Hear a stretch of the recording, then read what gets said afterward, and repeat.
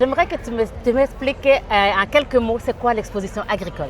Bien sûr. Donc, l'Expo agricole, on est commencé depuis jeudi. OK. Donc, on est à notre 5e journée aujourd'hui.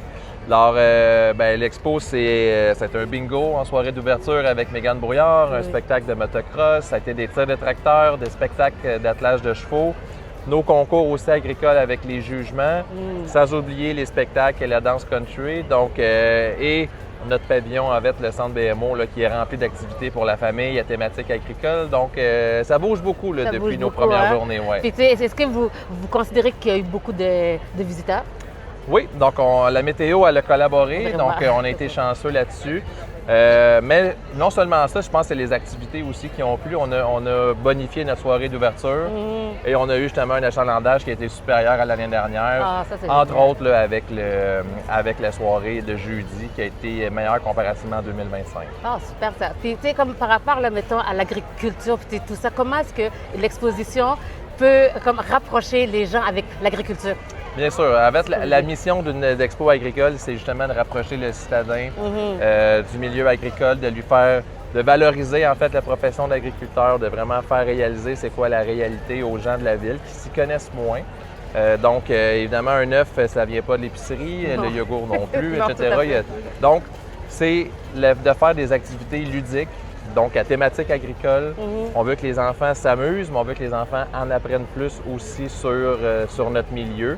Alors, c'est un heureux mélange, en fait, d'activités qu'on propose ici. Puis, c'est surtout le fait que la proximité des animaux et des éleveurs, ça permet justement d'avoir un contact.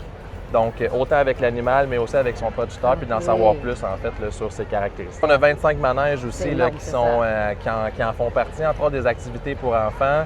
Donc, des jeux gonflables, des spectacles, en fait, aussi pour les enfants.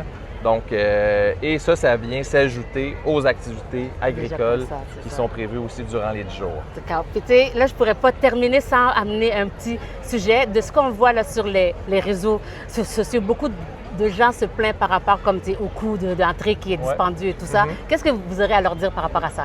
Bien, tu sais, le passeport, il était 50 $au mois de décembre. Puis dans ce 5 $-là, ça inclut 25 manèges, des spectacles musicaux, de la danse country, les animaux, toutes les activités du centre BMO, les spectacles jeunesse, la danse country. Alors, c'est certain que je pense qu'on se fait un devoir que l'événement reste abordable. Les familles peuvent apporter $1 par jour. Donc, puis dans ce 5 $-là, ça inclut 25 manèges, des spectacles musicaux, de la danse country, les animaux, toutes les activités du centre BMO, les spectacles jeunesse, la danse country. Alors, c'est certain que je pense qu'on se fait un devoir que l'événement reste abordable. Les familles peuvent apporter leur lunch. Il y a des endroits pour remplir les bouteilles d'eau. On fait une journée des résidents aujourd'hui où les enfants, c'est gratuit 0-17 ans. Donc, il y a quand même vraiment un effort qui est fait, non seulement pour avoir un bon événement de qualité avec plusieurs activités, tout en maintenant, en fait, une tarification abordable.